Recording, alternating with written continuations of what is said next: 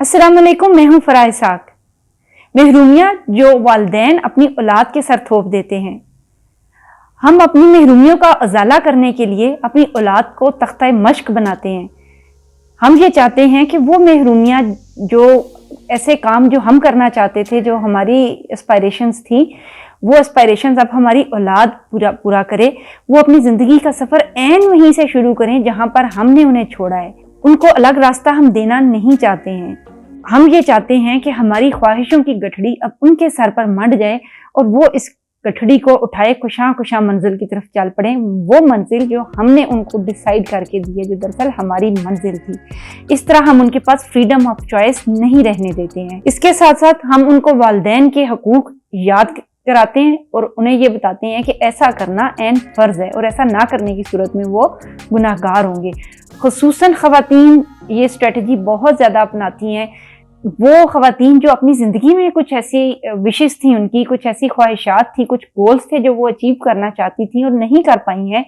कुछ family pressures की वजह से, मसलन वो कुछ आला तालीम हासिल करना चाहती थी और उनकी जल्दी शादी कर दी गई और अब वो घर गृहस्थी में और बच्चों के साथ बिजी हो गई हैं।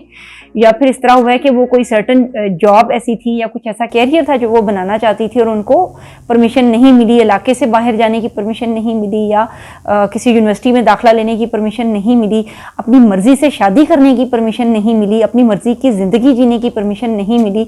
इस तरह हम अपनी ज़िंदगी में, अपनी ज़ात में बहुत से कम्प्लेक्सेस, इनसिक्योरिटीज़ और महरूमियाँ लेकर अपने दिल में पालते रहते हैं और उसका सबसे आसान तख्ता मश्क हमारी औलाद बनती है और हमें खुद समटाइम इस चीज़ का पता भी नहीं चलता। हम ये चाहते हैं कि अच्छा, मैं खुद इतनी लायक नहीं हूँ कि मैं मसलन इंजीनियर बनती या डॉक्टर बनती, तो अब मैं ये चाहूँगी कि मेरी औलाद वो सारे वो काम करे जो मैं नहीं कर पाई हूँ। हमने यहाँ पर हम ना डिस्टिंग्विश क्या करना भूल जाते हैं। हम जो तमाम देसी फैमिलीज़ हैं उन सब में ये चीज़ अप्लाई होती है।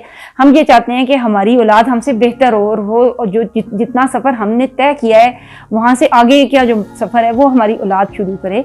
इस चीज़ में हम जो सबसे बेसिक बात है ना, वो ये भूल जाते हैं कि हर आँख के अपने अपने ख्वाब हैं।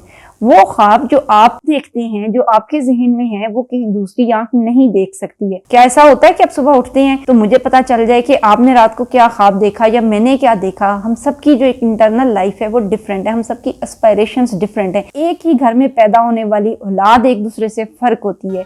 तो ऐसा कैसे मुमकिन हो सकता है कि आपके ख्वाब और आपकी औलाद के ख्वाब बिल्कुल एक जैसे हों और उनकी और आपकी एस्पायरेशंस बिल्कुल मिलती जुलती हों? वो ख्वाब जो आपने देखे हैं, वो गोल्स और वो मकासद जो आप हासिल करना चाहते थे, वो टारगेट्स जो आपने सेट किए हैं, वो सरासर आपके अपने टारगेट्स हैं। उनको कोई दूसरा पूरा नहीं करके दे सकता आपके लिए।